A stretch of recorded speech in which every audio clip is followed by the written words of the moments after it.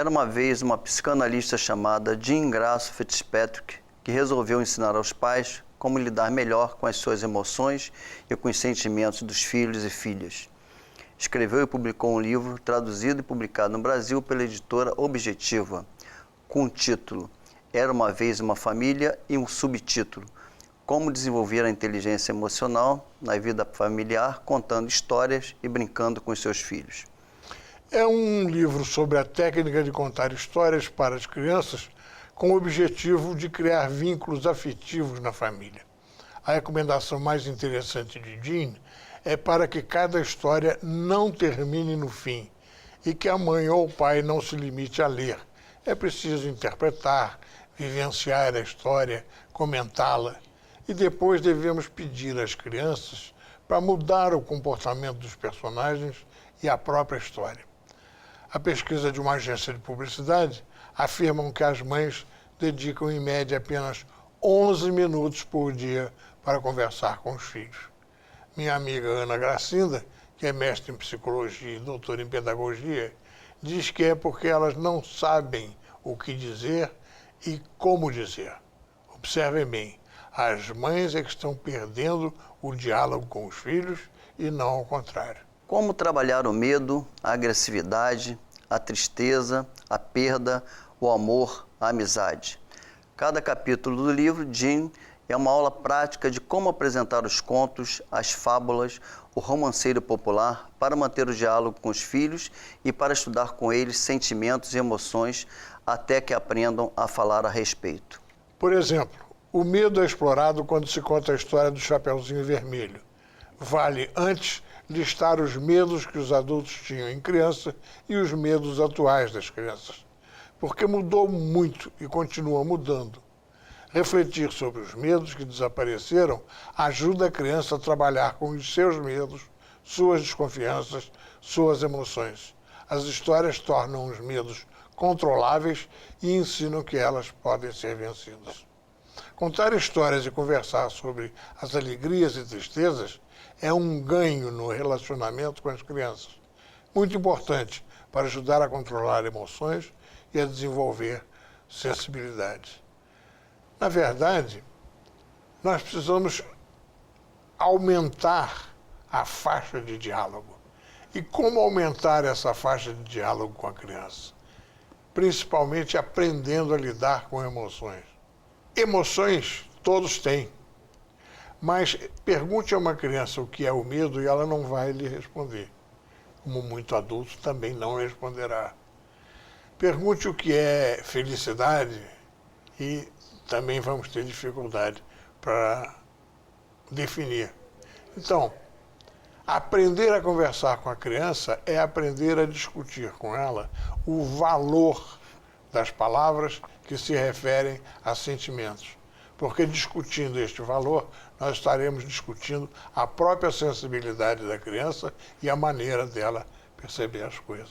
Isso é interessante, quer dizer, por meio da história contada, trabalhada, e é interessante que o adulto não deve simplesmente fazer uma leitura, né, interpretar.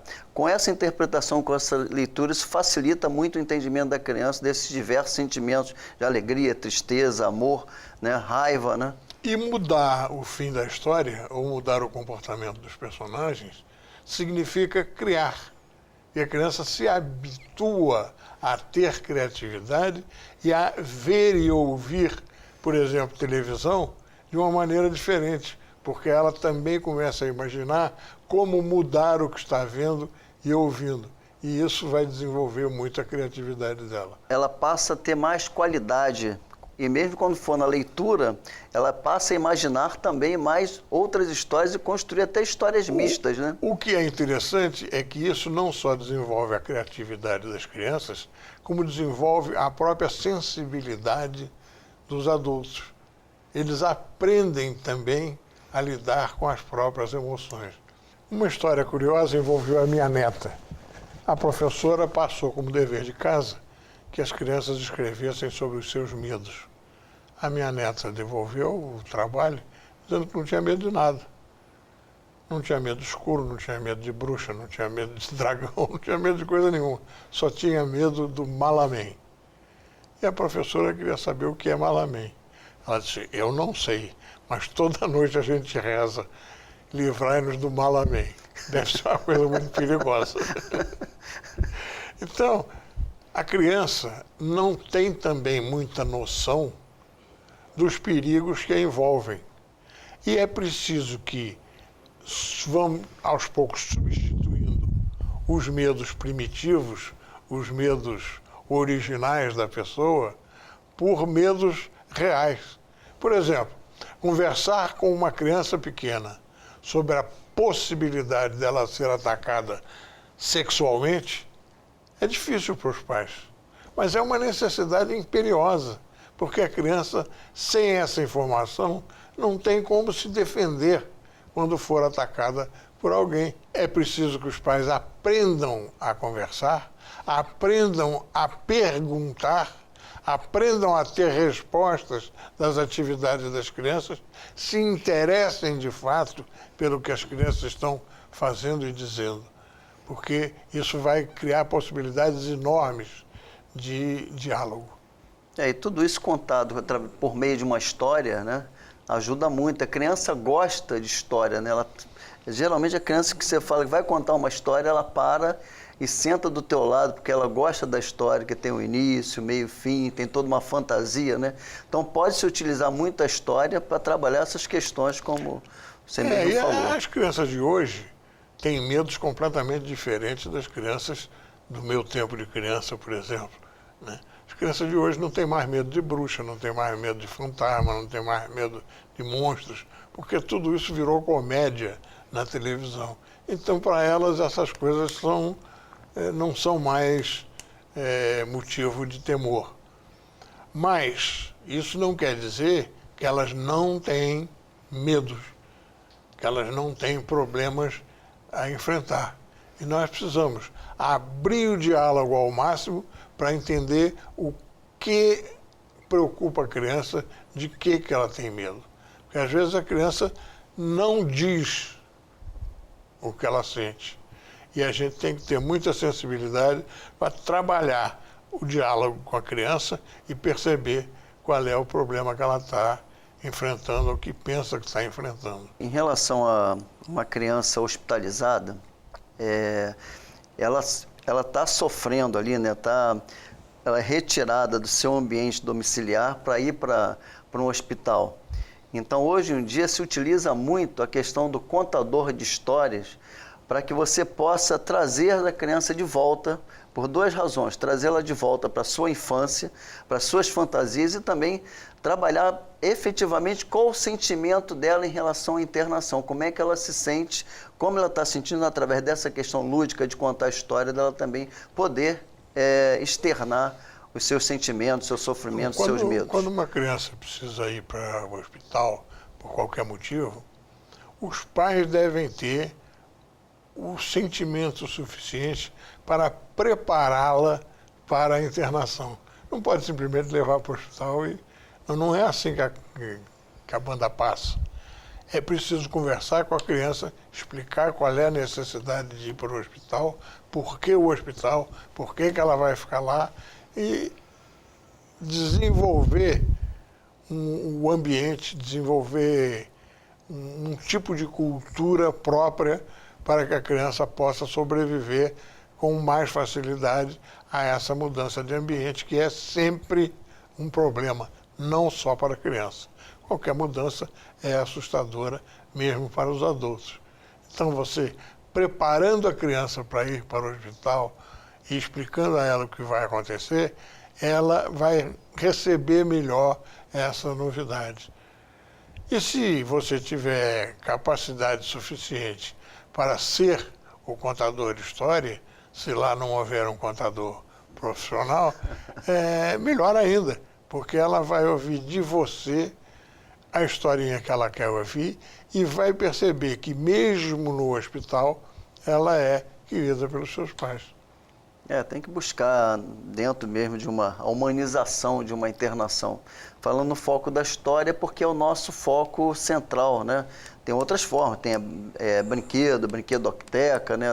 Para sempre manter viva aquela criança, para ela estar lembrando sempre de aquela criança, que ela está passando por uma coisa momentânea. E todas essas questões de você trabalhar, a história é uma delas, os brinquedos é uma outra forma de você trabalhar, para que você não deixe que a criança fique o tempo todo envolvida com aquela questão da internação dela, com uma punção no braço, um exame que vai fazer. Uma criança envolvida com problema de diabetes, por exemplo, e que tem que receber doses regulares de insulina, isso para ela é um problema muito grande.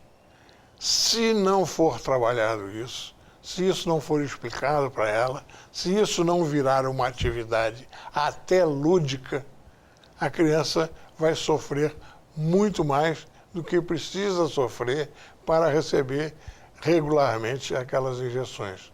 Não pode papai e mamãe terem pena excessiva da criança, porque ela vai ter que fazer aquilo mesmo. Então, se houver manifestações de mais dor do que o necessário, isso é altamente prejudicial à criança. Ela tem que aprender que aquilo é a normalidade dela e que ela vai sobreviver, pode sobreviver bem se tiver os cuidados necessários e o amor dos pais. Um outro aspecto que interessa muito nessa relação criança e pais é que as crianças precisam ouvir histórias.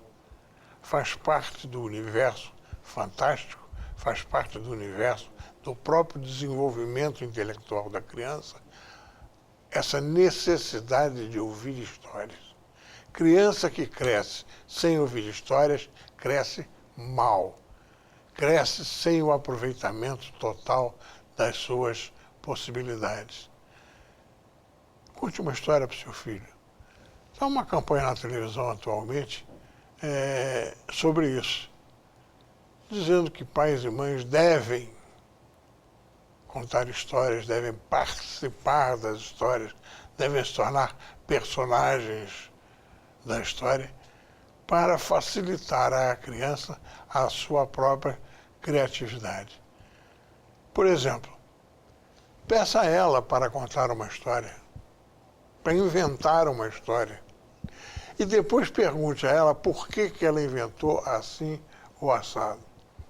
Isso é um diálogo muito curioso e a gente vai ter surpresas notáveis a respeito do dia a dia da criança, quando ela começar a revelar certos problemas através dos contos que ela transmite para o pai e para a mãe. É uma forma indireta, mas quase direta, né? Porque se estiver atento ao que a criança criou e também mostrar algumas seguranças já desenvolvidas também ajuda não só a ver a fragilidade, mas também ver segurança através dessa questão mesmo da contação de histórias, né? A outra vantagem do adulto contar histórias para a criança é que estabelece uma intimidade maior, estabelece um laço mais forte entre um e outro. Os pais chegam cansados, não tem tempo. Isso a gente sabe, todos os argumentos que os adultos têm para não dedicar o tempo suficiente à criança, a gente já conhece. Agora, 11 minutos por dia para dedicar a seu filho, isso é nada. O mínimo que se espera que um pai ou uma mãe dedique ao seu filho diariamente é 1 hora. Antes de dormir, até para criar o clima para a criança ir dormir, é preciso baixar o facho, não ter atividades físicas excitantes, não deixar que ela veja muita televisão e então aproveite, conte histórias, invente histórias, troque histórias com os seus filhos. Vai ser extremamente enriquecedor. Vamos fazer um pequeno intervalo na Escola de Paz e já voltamos. Um dos temas mais difíceis de se trabalhar quando o assunto é criança é a morte. As crianças não estão preparadas para perdas tão intensas quanto a morte do pai, da mãe, de um avô, de uma avó, de um amigo. Então nós precisamos começar a preparar a criança para a eventualidade de uma perda. Não é que a gente vá sentar a criança do lado e dizer, olha, as pessoas morrem, hein? Não, mas é aproveitar uma oportunidade, um passarinho morto, a notícia da morte de alguém, para trabalhar um pouco com a criança a ideia de que todos nós somos finitos e que todos nós estamos sob risco de morrer um dia. É difícil? Muito difícil. Muito difícil. Mas é importantíssimo, porque nós estaremos preparando a criança para sofrer menos em caso de perda. E podemos não começar pela morte, podemos começar pelas perdas. E trabalhar a criança de tal modo que ela perceba que as perdas ocorrem sempre e que uma dessas perdas é a morte. É muito difícil para a criança sobreviver a um impacto forte como a morte de um pai ou de uma mãe. Mas se ela tiver tido um desenvolvimento da sua sensibilidade suficientemente bem feito pelo pai e pela mãe, para que ela aprenda a lidar com perdas, vai ser mais fácil para ela sobreviver. Eu acho que quando você falou a respeito de trabalhar quando estiver diante da morte, que em algum momento a criança vai perguntar. Os pais têm que se preparar para saber responder também e não fugir do assunto. Que habitualmente a tendência dos pais é fugir. A criança, fulano ouviu alguém falar que alguém morreu ou um vizinho e os pais têm que estar preparados para trabalhar essa questão, porque senão eles fogem e acabam não aproveitando essa oportunidade, quer dizer, tem que estar alerta para trabalhar essa questão com as crianças. O que é a fuga é pior ainda, porque a fuga vai de alguma maneira ser percebida pela criança e ela vai dizer, isso não é assunto, eles não gostam de falar nisso, então isso deve ser um problema muito grande. Fugir é a pior solução. Os pais têm que enfrentar de maneira corajosa. Enfrentar sabendo que estão prestando um serviço grandíssimo para as crianças, ensinando-as a trabalhar com as suas perdas. Eu acho que não é um tema fácil, né? Não é um tema nada fácil. Nada fácil. Por isso que isso de criar, de ter responsabilidade em relação a uma criança, no seu desenvolvimento, esse tema para a gente da nossa cultura, né, ocidental é muito complexo, né? Tem que estar preparado, né? Por isso que os autores americanos, os psicólogos americanos, gostam que as crianças lidem com pets, com bichinhos de estimação. Porque a perda de um bichinho é um caminho bom para trabalhar grandes perdas. Nós não temos essa cultura de trabalhar as perdas e devíamos ter. Nós devíamos preparar nossos filhos para as suas perdas, sejam elas quais forem e de que qualidade for. Quando a criança chegar da escola e disser que perdeu a sua bola, é uma dica que a gente pode tomar para trabalhar sobre perdas. Qualquer perda é importante para a criança. E nós podemos trabalhar qualquer perda encaminhando o assunto para perdas mais importantes. Podemos perguntar, por exemplo, à criança qual é a perda que ela acha pior. O que você acha que, se você perder, vai ser o pior para você? Nós vamos ter respostas incríveis, porque a criança dificilmente vai pensar na morte do pai ou na morte da mãe. Então pode ser que ela tenha um sentimento de perda muito diminuído e precisa aprender a lidar com a situação. Isso mostra que é tão longe que ela nem imagina que o pai e a mãe podem morrer algum dia, né? Então, É verdade. por isso é que precisa trabalhar o tema morte verdade, mesmo, porque está muito longe da possibilidade e, sem dúvida, a maioria vai perder os seus pais quando estiverem adultos. Mas o trabalho de perda, de trabalhar quando... Eu gostei muito desse foco, quando tiver diante alguma situação concreta que se trabalhe isso, já que, como você falou, não é o hábito a gente ter animais, né, em casa. Algumas pessoas até têm e dá para trabalhar isso, que tem na vida moderna animal em casa. Antigamente hoje é apartamento, antigamente era casa, tinha-se mais. Todo mundo teve um cachorro na infância, né?